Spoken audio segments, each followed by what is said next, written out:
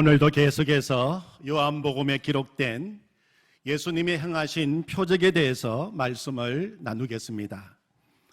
오늘은 5번째 표적입니다. 요한복음에 기록된 예수님의 첫 번째 표적은 물로 포도주를 만드신 사건입니다.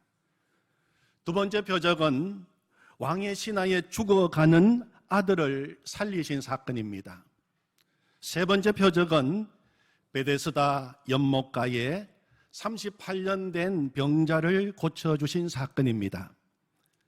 그리고 네 번째 표적이 지난 주일 나누었던 보리떡 5개와 물고기 2마리로 5,000명을 먹이신 사건입니다. 그리고 오늘 예수님이 행하신 5번째 표적, 바다 위를 걸어오신 사건입니다. 저는 요즘 마음에 큰 기쁨을 누리고 있습니다. 이유는 계속해서 예수님이 행하신 표적의 말씀을 전하면서 예수님을 계속 생각하게 되고 예수님을 계속 바라보게 되고 예수님을 계속 이야기할 수 있기 때문입니다. 저는 말씀을 전하는 이 시간 계속 예수님만 이야기했으면 좋겠습니다. 예수님을 전할 수 있는 것이 너무 큰 행복이요 기쁨입니다. 어제 저녁을 먹는데 아내가 내일 말씀은 예수님의 표적 5번째예요? 그렇게 물었습니다. 제가 그렇다고 대답을 하니까 예수님이 행하신 7가지 표적 가운데 5번째면 이제 얼마 안 남았네요. 예수님께서 표적을 한 100가지 정도 행했으면 좋았을 것을. 그래서 함께 웃었습니다. 오늘 이 시간 예수님이 행하신 표적을 나눌 때 예수님에 대하여, 예수님에 관하여 말씀을 듣는 시간이 아니라 예수님께서 친히 우리 가운데 임재하시고 역사하셔서 우리 심령 가운데 예수님이 친히 표적을 일으켜 주시는 시간이 되기를 원합니다. 그래서 맹물같이 밋밋한 내 인생이 살맛 나는 인생으로 변화되고 시름시름 죽어가던 내 영혼이 소생하게 되고 38년 아니 그보다도 더 지긋지긋하게 내 인생을 괴롭히던 절망과 낙심이 새 소망으로 바뀌어 벌떡 자리를 들고 일어나게 되고 오늘도 굶주린 내 영혼이 주님 주시는 하늘의 양식으로 배부르고 만족하는 역사가 있기를 원합니다. 예수님의 표적 목적이 기적 그 자체가 아니라 예수님이 하나님의 아들 구주이시고 우리의 주님이신 것을 믿게 하시는 것이라고 하셨는데 말씀을 들으면서 예수님에 대한 믿음의 눈이 활짝 열려서 예수님은 내 인생의 주님이십니다. 임마누엘 예수님이 나와 함께 계시니 내 인생 얼마든지 승리할 수 있습니다. 주님이십니다. 주님이면 됩니다. 그렇게 고백할 수 있게 되기를 원합니다. 오늘 이 예배 시간이 바로 그런 역사가 일어나는 시간이 될 줄로 믿습니다. 오늘은 예수님이 행하신 5번째 표적입니다. 보리떡 5개와 물고기 2마리로 5,000명을 먹이시는 표적을 행하신 예수님께서는 15절에 보면 마지막 부분에 혼자 산으로 떠나가시니라 그렇게 기록이 되어 있습니다. 예수님께서는 무리를 떠나 홀로 산으로 가셨습니다. 왜 예수님께서 홀로 산으로 가셨을까요? 오늘 본문과 동일한 사건을 기록하고 있는 마태복음 13장 22절, 23절 보면 이렇게 기록되어 있습니다. 예수께서 즉시 제자들을 재촉하사 자기가 무리를 보내는 동안에 배를 타고 앞서 건너편으로 가게 하시고 무리를 보내신 후에 기도하러 따로 산에 올라가시다. 저물매 거기 혼자 계시더니 그렇게 기록되어 있습니다. 예수님은 무리를 다 보내시고 제자들을 먼저 배 태워 건너편으로 보내시고 기도하시기 위해 산으로 가신 것입니다. 우리는 먼저 오늘 말씀을 통하여 기도하시는 예수님을 바라보기를 원합니다. 기도하시는 예수님.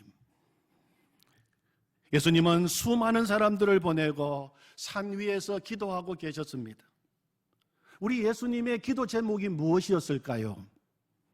첫 번째는 예수님께 나왔다가 이제 각자 자신의 삶의 자리로 돌아가는 수많은 무리들을 위해서 예수님은 기도하셨을 것입니다. 우리 교회에서는 주일 오전 예배, 오후 예배 다 마치고 나면 성도님들이 삶의 자리로 돌아가시면 우리 교역자들이 다 같이 모여서 각 부서마다 주일 있었던 일들을 나누고 함께 기도하는 시간을 가집니다.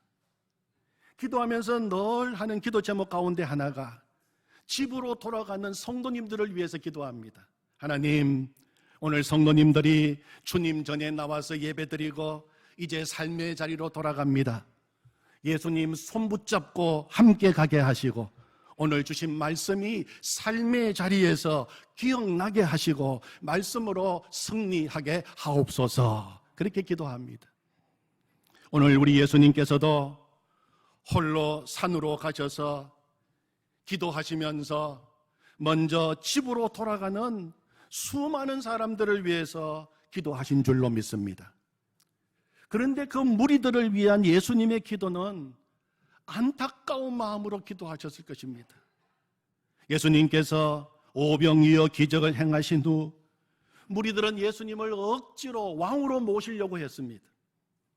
그들은 단지 예수님을 놀라운 기적을 행하시는 분, 자기들의 육신의 필요를 채워주시는 분으로만 알고 예수님을 억지로 왕으로 모시려고 한 것입니다. 예수님을 왕으로 모시면 이제 우리 먹는 문제 해결될 수 있다. 우리 배고프면 예수님 기적을 행하셔서 먹을 것 주실 터이니 예수님을 왕으로 모시려고 한 것입니다. 그래서 요한복음 6장 26절에 보면 다시 찾아온 그 무리들을 향하여 예수님은 이렇게 말씀하셨어요. 내가 진실로 진실로 너희에게 이르노니 너희가 나를 찾는 것은 표적을 본 까닭이 아니요 떡을 먹고 배부른 까닭이로다. 그렇게 말씀하셨어요. 여러분, 예수님께서 표적을 행하신 이유가 뭐라고요? 요한복음 20장 31절 너희로 예수께서 하나님의 아들 그리스도이심을 믿게 하려 함이요 또 너희로 믿고 그 이름을 힘입어 생명을 얻게 하려 함이라. 그렇게 분명하게 표적의 목적을 말씀하셨어요. 예수님께서 표적을 행하신 이유는 예수님이 구주가 되시고 그 예수님을 믿으면 영원한 생명을 얻는다, 그것을 보여주기 위해서 예수님은 표적을 행하신 것입니다. 그 진짜 표적을 보았다면 예수님을 하나님의 아들로 믿고 영원한 생명을 얻게 되었을 것입니다. 그런데 무리들은 오병이어의 표적을 보고도 여전히 육신의 떡만 구하고 육신의 소원이 이루어지기만 원하고 육신의 눈으로 예수님을 바라보고 있었던 것입니다. 예수님은 그들의 영적인 눈이 열리기를 위해서 기도하셨을 것입니다. 사랑하는 성도 여러분, 육신의 양식을 위해서만 예수님을 믿지 마십시오. 신앙생활은 그것과 비교할 수 없는 참으로 놀랍고 위대한 것입니다. 예수님을 믿는 것은 제사함을 받고 하나님의 자녀가 되고 천국의 상속자가 되고 영원한 생명을 얻는 것입니다. 나는 예수님을 누구라고 믿습니까? 예수님을 단지 우리의 필요를 채워주시는 분 정도로만 알고 믿고 있지는 않습니까? 예수님을 정말 나의 영혼의 구세주로 믿고 있습니까? 예수님은 보리떡과 물고기만 주시는 분이 아닙니다. 자신의 살과 피를 우리를 구원하시기 위해 기꺼이 내어주신 구세주이십니다. 우리가 진짜 먹어야 할 생명의 떡은 예수님이십니다. 그런데 늘 예수님 앞에 나와 육신의 떡만 달라고 하니 우리 주님 보실 때 얼마나 안타까우시겠습니까? 영원한 양식을 원하는 것이 아니라 오늘도 여전히 먹고 죽을 육신의 양식만 구하는 신앙생활을 한다면 얼마나 억울한 일입니까? 매일 육신 양식 만나를 먹어서도 광야에서 다 죽고만 이스라엘 백성이 되어야 되겠습니까? 오늘도 육신의 양식만을 구하지 마십시오. 늘 떡 걱정만 하고 사시지 마십시오. 생명의 양식 예수님을 구하십시오. 요한복음 6장 47절 이하에 보면 예수님은 이렇게 말씀하셨습니다. 진실로 진실로 너희에게 이르노니 믿는 자는 영생을 가졌나니 내가 곧 생명의 떡이니라.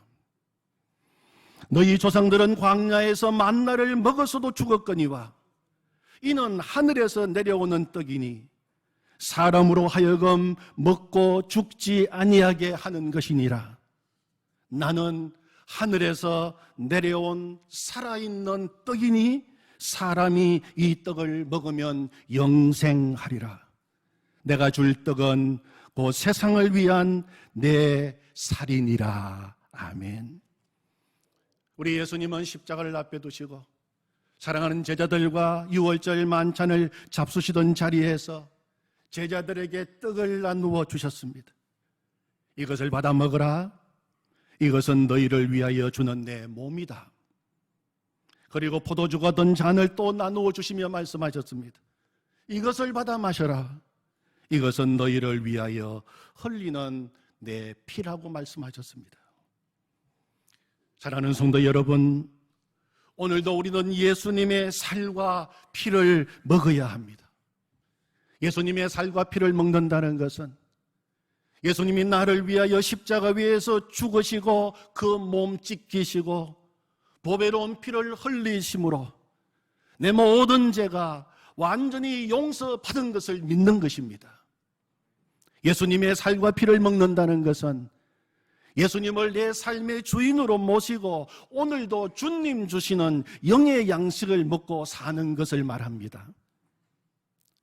이 시간 우리에게 간절한 소망이 있다면 이제는 육신의 양식만 아니라 주님의 살과 피를 먹고 사는 영적인 그리스도인이 되는 것입니다. 그것이 예수님께서 오늘도 우리를 위하여 간절히 기도하시는 것입니다. 또한 예수님은 제자들을 위해서 기도하고 계셨어요. 예수님은 누구보다도 제자들을 위하여 기도하셨을 것입니다. 여러분, 바다 한복판에서 큰 풍랑을 만나 지금 고통당하고 있는 제자들이 예수님이 지금 자기들을 위하여 기도하고 계신다는 사실을 알았더라면 얼마나 좋았을까요? 그런데 제자들은 예수님께서 지금 산 위에서 그들을 위하여 기도하고 계신 것을 몰랐을 것입니다. 설령 그들이 알았다 하더라도 지금 눈앞에서 벌어지고 있는 상황이 너무 두렵고 너무 무서운 나머지 그 사실을 까맣게 잊고 있었을 것입니다. 이것이 바로 여기 지금 이 땅에서 오늘을 살아가고 있는 우리들의 모습이 아닌지 모르겠습니다. 찬송가 345장 1절 2절 가사에 보면 캄캄한 밤 사나운 바람 불 때 망경창파 망망한 바다에 외로운 배 한 척이 떠나가니 아 위태하구나 위태하구나. 비바람이 무섭게 몰아치고 그 썩난 물 큰 파도일 때에 저 뱃사공 어쩔 줄 몰라 하니 아 가련하구나 가련하구나. 이 노래의 가사처럼 우리는 어려운 인생의 풍파 앞에서 이리저리 갈팡질팡합니다. 그러나 사랑하는 여러분 기억하시기를 바랍니다. 우리 예수님은 하늘 보좌 우편에서 우리를 위하여 기도하고 계십니다. 로마서 8장 34절에 보면 누가 정죄하리요 죽으실 뿐만 아니라 다시 살아나신 이는 그리스도 예수시니 그는 하나님 우편에 계신 자요 우리를 위하여 간구하시는 자신이라. 아멘.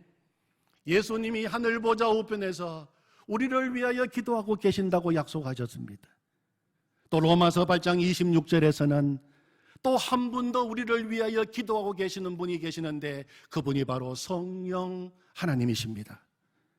이와 같이 성령도 우리의 연약함을 도우시나니 우리는 마땅히 기도할 바를 알지 못하나 오직 성령이 말할 수 없는 탄식으로 우리를 위하여 친히 간구하시느니라. 예수님께서 기도하고 계시고 그리고 성령님께서 우리를 위하여 말할 수 없는 탄식으로 친히 간구하신다고 말씀하십니다. 여러분 얼마나 큰 위로가 되십니까? 저에게는 늘 기도해 주시는 분들이 계십니다. 오늘 제가 이 자리에 있기까지 저를 위해 많은 분들이 또 우리 성도님들이 기도해 주셔서 제가 주의 종의 사명을 감당하고 있는 것을 너무 잘 알고 있습니다. 그래서 늘 감사합니다. 믿음의 사람이, 기도의 사람이 나를 기억하고 나를 위해서 기도해 준다는 것, 정말 마음이 든든하고 기쁜 일이 아닐 수 없습니다. 그러나 여러분, 예수님께서, 성령님께서 나를 위하여 기도하고 계신다는 것을 아는 것은 정말로 이 세상에서 최고의 복된 일이 아닐 수 없습니다. 생각해 보십시오. 나를 위하여 죽으시고 나를 위하여 부활하시고 나를 위하여 성천하셔서 하늘 보좌에 앉아 계신 예수 그리스도, 그 주님께서 나를 위하여 기도하고 계십니다. 나를 나보다 더 잘 알고 계시고 실수 없이 내 인생 전체를 오늘도 인도하고 계시는 예수님이 내 이름을 부르면서 기도하고 계시는데, 나의 모든 복잡한 문제를 능히 해결하실 수 있으신 주님이 말할 수 없는 탄식으로 나를 바라보며 기도하시는데 그보다 더 마음이 든든한 일이 세상에 어디 있겠습니까? 여러분 꼭 기억하시기를 바랍니다. 예수님은 우리를 위하여 지금도 기도하고 계십니다. 두 번째, 오늘 말씀을 통하여 우리가 주목해야 할 것은 물 위를 걸어오신 예수님이십니다. 물 위를 걸어오신 예수님. 지금 제자들은 배를 타고 갈릴리 바다 건너편으로 가고 있었습니다. 마태복음 14장에서 예수님께서 제자들을 재촉하시면서 배를 타고 앞서 건너편으로 가게 하셨다고 기록하고 있습니다. 예수님께서 제자들을 가라고 보내신 것입니다. 제자들은 지금 예수님의 말씀을 따라 배 타고 가다가 그 어두운 밤 갈릴리 바다 한복판에서 큰 풍랑을 만나게 된 것입니다. 여러분 이상하지 않습니까? 예수님께서 가라고 하셔서 가는 길이면 바다에 불고 있던 바람도 그치고 아무 장애물이 없고 일어나고 있던 파도도 오히려 잔잔해지고 순풍에 돛단 듯이 가야 정상이 아니겠습니까? 그런데 주님 말씀에 순종하여 갔는데도 왜 갑자기 없던 바람이 불고 파도가 일어나고 큰 풍랑을 만나게 되었는가 하는 것입니다. 그것은 그 고난을 통해 예수님께서 사랑하는 제자들에게 가르쳐 주고 싶으셨던 귀한 교훈이 있으셨기 때문입니다. 예수님이 어떤 분인지를 제자들이 분명히 알기를 원하셨던 것입니다. 단순히 예수님을 육신의 떡을 주시는 분을 넘어서서 예수님은 나를 위하여, 우리를 구원하기 위하여 이 땅에 오셨고 온 세상을 다스리시는 능력의 주님이신 것을 제자들이 알기를 원하셨던 것입니다. 예수님은 제자들을 위해 기도하고 계시면서 지금 제자들의 형편을 다 알고 계셨습니다. 다 보고 계셨습니다. 그런데 예수님은 알고만 계신 것이 아니라, 보고만 계신 것이 아니라 직접 물 위를 걸어서 고난당하고 있는 제자들에게 오신 것입니다. 왜 예수님께서 물 위로 걸어오셨을까요? 고통당하는 제자들을 사랑하시기에, 그들을 구해주기 위해서 물 위를 걸어오셨습니다. 지금 고난당하고 있는 제자들을 신속히 돕기 위해 물 위를 걸어오신 것입니다. 언제 배구하고 언제 뱃사공 구하고 언제 노져서 오실 수가 없으셨던 것입니다. 제자들을 불쌍히 여기시고 제자들을 사랑하는 마음이 예수님을 재촉해서 물 위로 걷게 한 것입니다. 사랑의 마음, 긍휼의 마음, 우리를 불쌍히 여기시는 마음이 예수님을 물 위로 걸어오시도록 만든 것입니다. 예수님께서 산 위에서 기도하시면서 거센 파도가 이는 바다를 향하여 잔잔하라 한마디 만나셔도 바다는 잔잔해졌을 것입니다. 그런데 예수님은 왜 바다 위를 직접 걸어서 제자들이 고통당하는 바다 한복판으로 오셨을까요? 왜 예수님은 하늘 보좌에 앉아 계시면서 말씀 한마디만 하셔도 얼마든지 우리를 구원하실 수 있는 권능의 하나님이신데 왜 예수님은 인간의 몸을 입고 이 땅에 직접 내려오셨을까요? 우리를 사랑하셨기 때문입니다. 그래서 예수님은 친히 오셨습니다. 친히 사랑하는 제자들이 고통당하는 현장에 오신 것입니다. 오늘 바다 위를 걸어서 제자들에게 다가오신 예수님은 하늘 보좌 버리시고 인간의 몸을 입고 낮고 천한 자리, 내가 고통받는 내 삶의 자리로 내려오셨습니다. 물 위로 걸어오신 예수님은 폭풍을 뚫고 큰 소리로 말씀하셨습니다. 내니 두려워하지 말라. 여러분 20절, 21절 보십시오. 오늘 말씀입니다. 오늘 요절 말씀인데 우리 같이 한번 읽어보겠습니다. 이르시되 내니 두려워하지 말라 하신대 이에 기뻐서 배로 영접하니 곧 그들이 가려던 땅에 이르렀더라. 아멘. 다시 한번 이르시되 내니 두려워하지 말라 하신대 이에 기뻐서 배로 영접하니 곧 그들이 가려던 땅에 이르렀더라. 아멘. 제자들은 기뻤습니다. 예수님이 오셨기 때문입니다. 가끔 어린아이들이 부모가 없는 집을 볼 때가 있습니다. 늦은 밤이 되어서 갑자기 발자국 소리가 들리고 누군가 문을 두드리면 겁에 질려서 누구예요? 하고 들리는 목소리도 묻습니다. 그때 반가운 엄마의 목소리가 들리는 것입니다. 엄마다. 그러면 아이들은 문을 활짝 열고 와 엄마다 좋아하고 기뻐하면서 엄마를 집으로 모시는 장면을 한번 생각해 보십시오. 제자들은 물 위로 걸어오시는 분이 처음에는 유령인 줄 알고 두려워했어요. 내다 두려워하지 마 하는 음성을 듣는 순간 예수님인 것을 알게 되었습니다. 기뻤습니다. 와 예수님이다. 예수님을 배로 영접한 것입니다.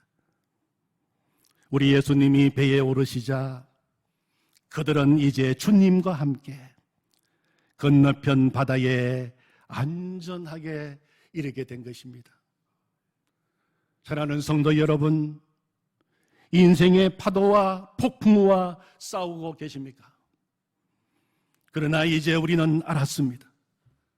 나 홀로 그들과 그것들과 싸울 필요가 없습니다. 예수님이 계십니다.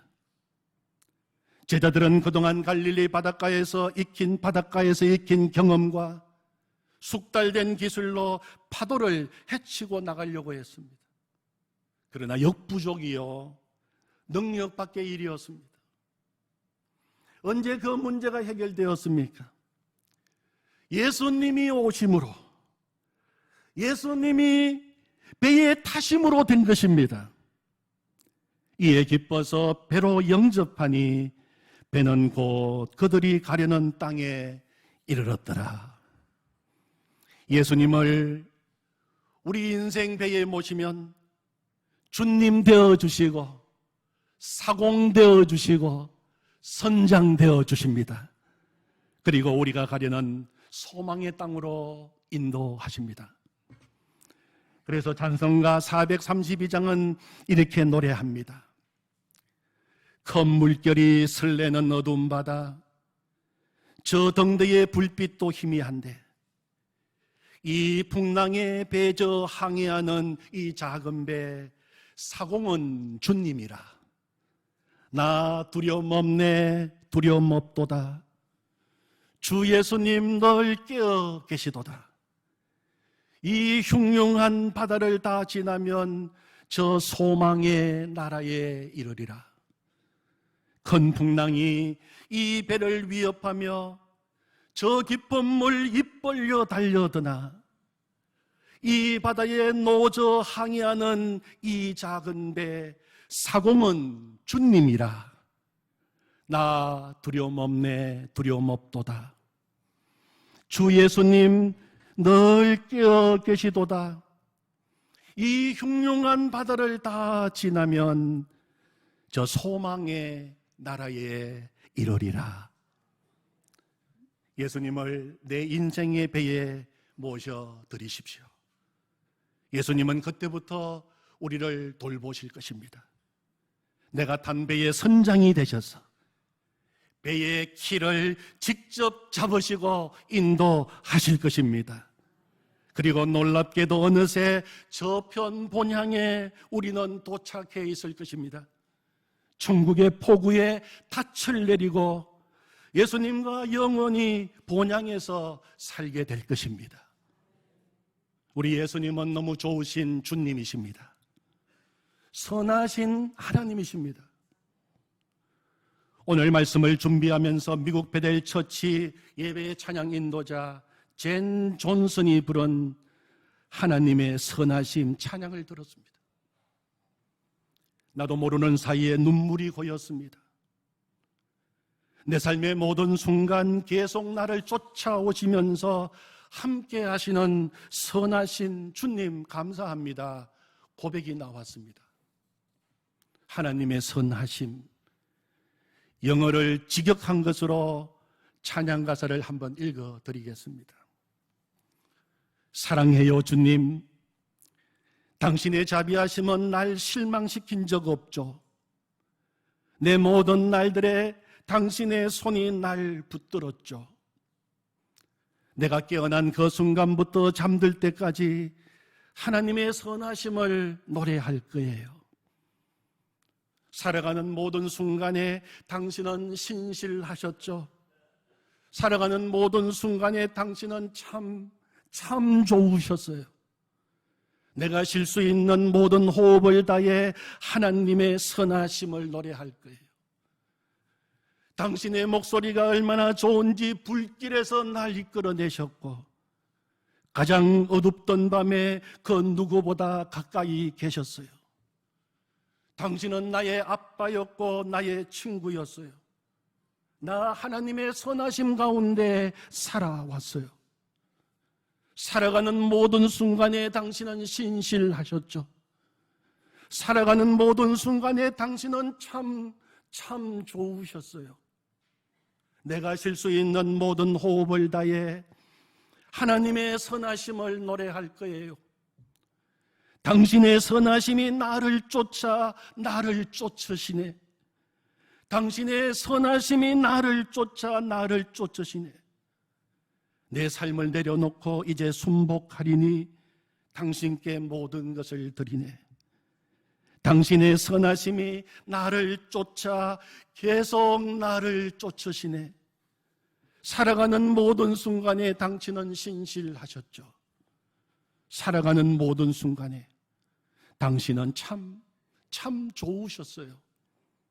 내가 쉴 수 있는 모든 호흡을 다해 하나님의 선하심을 노래할 거예요. 노래하리 살아가는 모든 순간에 당신은 신실하셨죠. 살아가는 모든 순간에 당신은 참 좋으셨어요. 내가 쉴 수 있는 모든 호흡을 다해 하나님의 선하심을 노래할 거예요. 하나님의 선하심을 노래할 거예요. 아멘.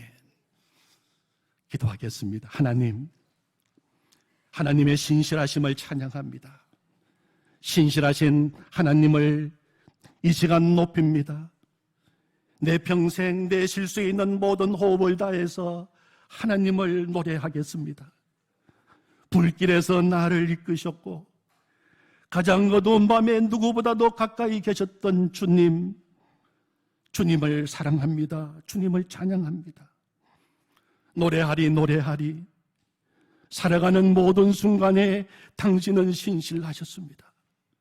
참 좋으신 주님, 오늘도 내 이름을 부르며 기도하시는 주님, 고난당하는 나를 그냥 볼 수 없어서 하늘 보자 버리시고 이 땅 가운데 내려오셔서 내 삶의 한복판에 오신 주님, 주님은 참 좋으신 주님이십니다.